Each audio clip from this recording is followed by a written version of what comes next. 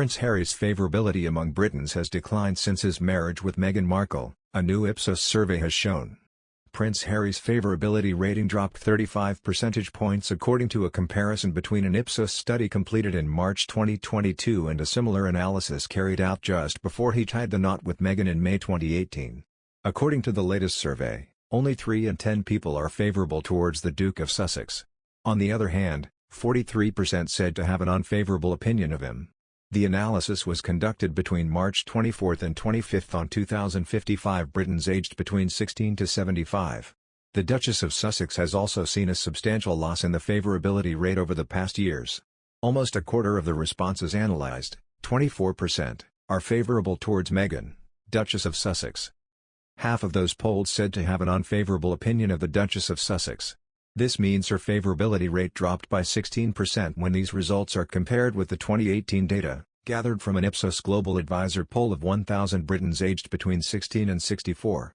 Only Prince Andrew performed worse than the Sussexes in this survey, with 11% of those polled saying to have a positive impression of him against 69% saying they have an unfavourable opinion of him. The Queen continues to top the charts as the most loved member of the royal family, with 69% of those analysed saying to have a favourable view of her against 12% who said to have an unfavourable impression of the sovereign. A comparison with the 2018 study shows a surge of 7% over the year in the number of people with a positive opinion of the Queen. The monarch is followed in the analysis by Prince William, with a 64% favourability rate against a 13% unfavourability rate. While he grew in favourability by 2% when compared with a similar analysis led in 2018, his wife Kate, Duchess of Cambridge, has grown by 4% in the past years. The Duchess is third in the charts drawn by Ipsos results, with a 60% favourability rate against a 13% unfavourability one. Meghan and Prince Harry met during the summer of 2016 and, as confessed by the Duke himself during his interview with James Corden in February last year.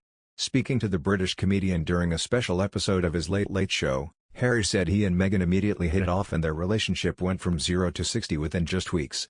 The pair eventually announced their engagement in November 2017 and tied the knot in May 2018.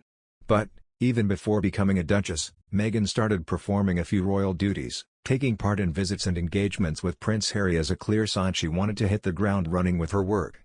Jonathan Sacerdoti, royal expert and journalist, told Express.co.uk that any explosive revelations could actually work in Camilla's favour. He said, "It might dent her reputation, depending on what he says, if there are things in there that people don't like about how she's behaved or interacted with the family. I don't know if that's the case. But I think it might also have the opposite effect in that Harry and Meghan are increasingly unpopular in the UK because of their activities and statements. I think Harry revealing negative thoughts and opinions about Camilla may well actually help the British public accept her and like her because their public approval is dropping as time goes on, and hers is increasing. So, for them to discredit her in some way may have a negative effect on their intentions and a positive effect on her among the British public." Prince William is reported to approve of Camilla's future role as Queen Consort, and is said to be closer than ever with his father. The Sussexes, meanwhile, did not comment on the move. Paul Burrell, Princess Diana's former butler, told Closer earlier this month that Harry will be angry at his stepmother taking on a title that would have once belonged to his mother. He claimed, "It'll be like a red rag to a bull for Harry, he'll be angry." Harry used his latest public appearance, a video call this week with former Wales rugby captain Gareth Thomas, to pay tribute to his late mother, Diana. But tellingly, he did not say a word about the dramatic news that Camilla, 74, will in effect become the next queen when his father Prince Charles, 73, ascends the throne. "His silence speaks volumes," says one pal, who alleges Harry, 37, is still not close to Camilla. The friend said, although tensions have eased between the two of them over the years, it was more for a show of unity than a close relationship. There were big problems at the start, but as Harry and his brother William aged and matured, things got better and they can now coexist as adults. They were never close with her and they still aren't.